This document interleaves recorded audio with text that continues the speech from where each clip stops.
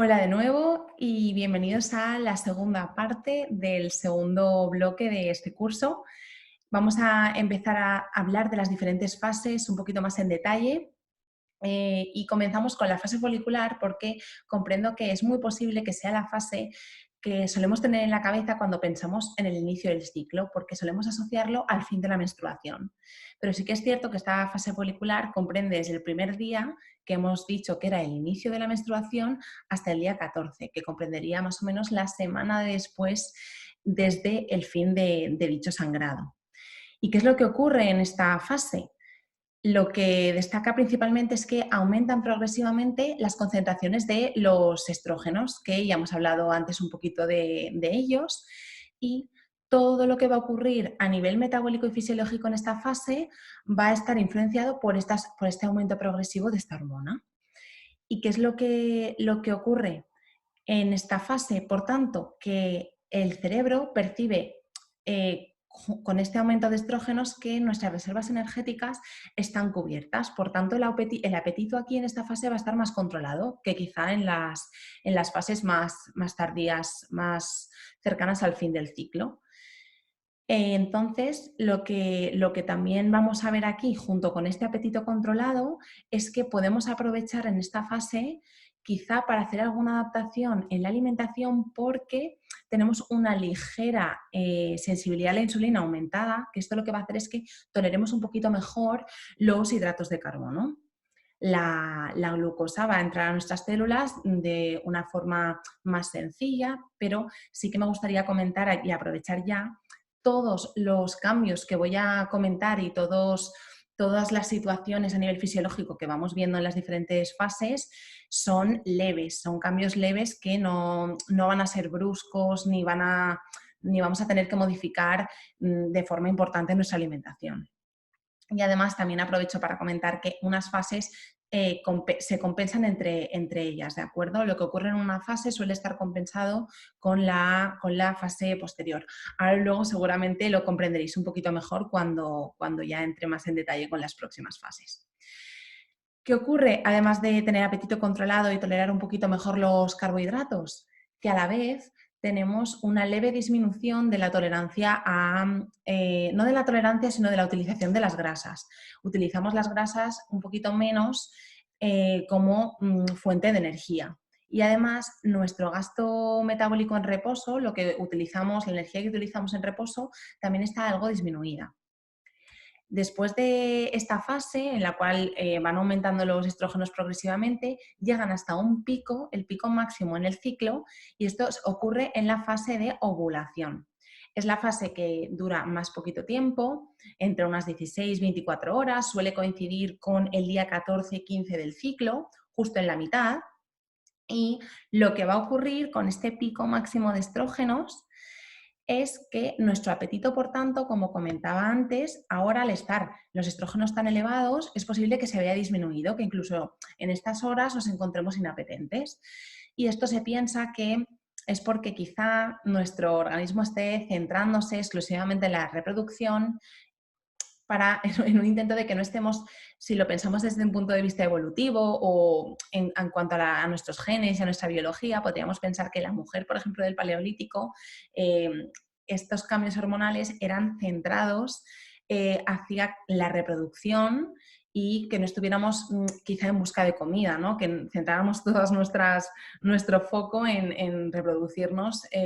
Lo que pasa es que sí que hay que tener en cuenta que somos seres biopsicosociales, que somos mucho más complejas y mucho más complejos y no va a estar tan marcado y no vamos a tener esa sensación, pero sí que podemos experimentar eso, una leve bajada de nuestro apetito. Aquí sí que la tolerancia a los hidratos de carbono ya no va a estar tan aumentada, no vamos a experimentar esa tolerancia aumentada a los hidratos, va a ser una tolerancia más normal, al igual que ocurre con nuestra tasa metabólica que antes estaba un poquito disminuida y ahora va a empezar a aumentarse progresivamente. Vamos a empezar a utilizar un poquito más de energía en reposo. Algo que es importante comentar de esta fase y que tenemos que tener muy en cuenta, chicas, sobre todo a la hora de entrenar, es que aumenta nuestro riesgo de lesión, es la fase en la que tenemos más riesgo de lesión. Es cierto que esto no va a suponer que nos vayamos a lesionar si entrenamos en estos días del ciclo, ni muchísimo menos, pero sí que hay que tener en cuenta que quizá haya que hacer adaptaciones del entrenamiento, que ahora en el próximo bloque ahondaremos un poquito en ello. ¿Por qué? Porque al estar los estrógenos elevados, lo que ocurre es que hay una afectación a nivel de una enzima que es la colagenasa, la que se encuentra a nivel, que se puede encontrar a nivel articular, y lo que ocurre es que hay una rotura del colágeno un poquito mayor en esta fase y puede haber una hiperlaxitud articular. Es decir, podemos tener una menor rigidez tendinosa a nivel de la articulación y por ello se dice que está aumentado el riesgo de lesión. Sin embargo, aquí ocurre a la vez que ocurre esto, tenemos mayor capacidad de ejercer fuerza. Podríamos decir que es como nuestro pico de fuerza en el ciclo. ¿Y esto a qué se debe? A este pico de estrógenos y a un pico en la testosterona, que va aumentando, al igual que los estrógenos, desde la fase folicular. Entonces, sí que es cierto que a la vez que experimentamos un aumento en nuestra fuerza, también tenemos que tener cuidado porque lo que hemos comentado, por ese riesgo de lesión, que ahora veremos cómo podríamos adaptarlo a nivel de entrenamiento. Y a partir de esta fase de ovulación, lo que ocurre es que va a disminuir el estrógeno progresivamente y vamos a tener un aumento en cambio de progesterona, que va a marcar la situación metabólica de las últimas fases del ciclo, de la fase lútea. Y como bien he dicho, la fase lútea es la última del ciclo, que comprendería desde el día 16 hasta más o menos el día 18, en un ciclo de 28 días. ¿Y qué es lo que ocurre? Al tener los estrógenos disminuidos, nuestro apetito, por tanto, va a aumentar porque el cerebro ahora lo está percibiendo como una falta de energía. También podríamos pensar que en el caso de que se hubiera dado en la ovulación una fecundación y por tanto ya tuviéramos un embrión al que alimentar, se ponen en marcha una serie de mecanismos a nivel hormonal y metabólico para nutrir a ese futuro bebé y por ello el apetito también está aumentado y junto también con la tasa metabólica, que como he comentado es un aumento leve de unas 200-300 kilocalorías.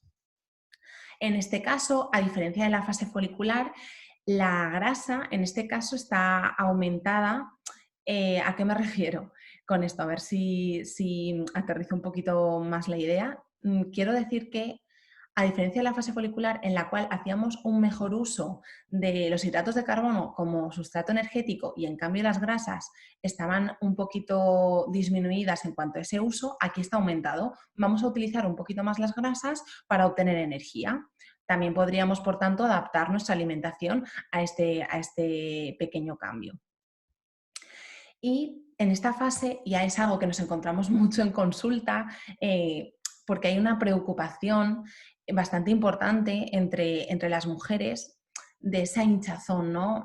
Llegar a consulta comentando que se sienten hinchadas durante bastante parte del ciclo, que no saben si se debe a acúmulo de grasa corporal, si sin embargo es retención de líquidos, y sí que es cierto que en esta fase hay una mayor retención de líquidos y hay una mayor hinchazón. Y por eso solemos insistir mucho en que no nos pesemos todas las semanas del ciclo, mucho menos todos los días, que intentemos pesarnos una vez al mes, si puede ser el mismo día o más o menos en la misma fase del ciclo, para que el cambio que veamos sea un cambio real y un cambio que verdaderamente podamos interpretar, ya que sí que podemos ver oscilaciones en el peso y que no siempre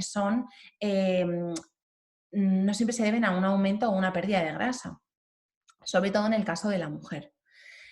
¿Y qué es lo que ocurre en esta fase? Que destaca, además de tener un apetito levemente aumentado, que pueden aparecer antojos o apetencias específicas por alimentos concretos, sobre todo, ahora lo veremos un poquito más en detalle, pero sobre todo nos apetece más quizá dulce o alimentos con un perfil más graso. Y esto se debe a que junto con la bajada de estrógenos con la que vemos ese apetito aumentado, también hay una bajada de nuestros niveles de serotonina. Y eso lo que va a provocar es que nos sentamos quizá un poquito más tristes, que haya cierta depresión premenstrual transitoria y que lo que puede generar es una ingesta emocional compensatoria por ese nivel bajo de serotonina y por estar un poquito más afectadas a nivel emocional.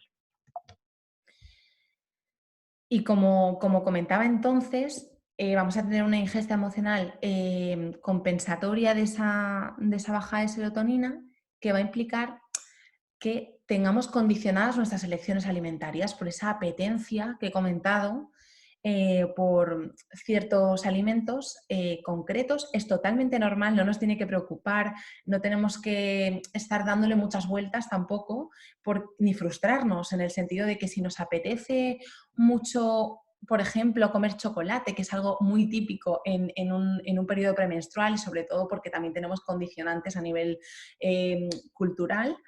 Sí que es cierto que, chicas, no os preocupéis porque es algo que no te pasa nada, no te pasa nada a ti, es algo fisiológico y que ahora veremos cómo podemos darle respuesta y salida, ¿no?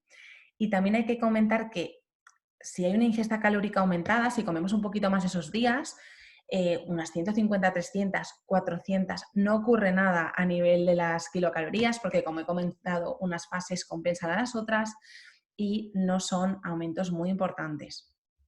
Es cierto que se ha visto que en mujeres con síndrome premenstrual pueden darse atracones y esto sí que interesa mucho en el caso de que suceda o que esté ocurriendo de forma recurrente y que no sepamos cómo gestionarlo, trabajarlo con un dietista nutricionista. Y por último, damos paso a la menstruación, que coincidiría con el primer día de la regla, pero que solemos imaginárnoslo como el final, ¿no?, del ciclo. ¿Y qué es lo que ocurre en esta fase?